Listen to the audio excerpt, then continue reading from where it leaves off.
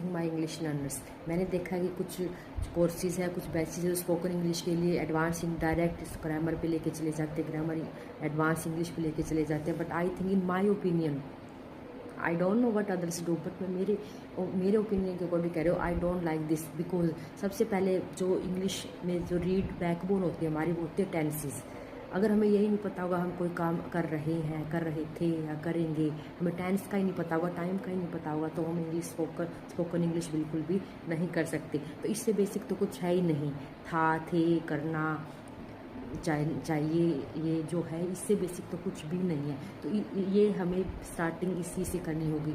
चाहे कोई first class का बच्चा है, चाहे कोई बीए का बच्चा है, चाहे एमए का बच्चा है, किसी भी स्टैंडर्ड का बच्चा है, स्पोकन इंग्लिश के लिए इंग्लिश की शुरुआत यहीं से होगी।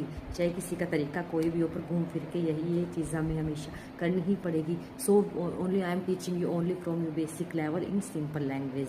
And one more thing my English student, this is my own method. Every teacher has their own method, so I never put any query on their method. This is my method, simple, with no, I am not using any editing, I am not using any formality, only I am teaching in my simple ways, because some of my students requested me कि ma'am please tell आपने English कहाँ से सीखी।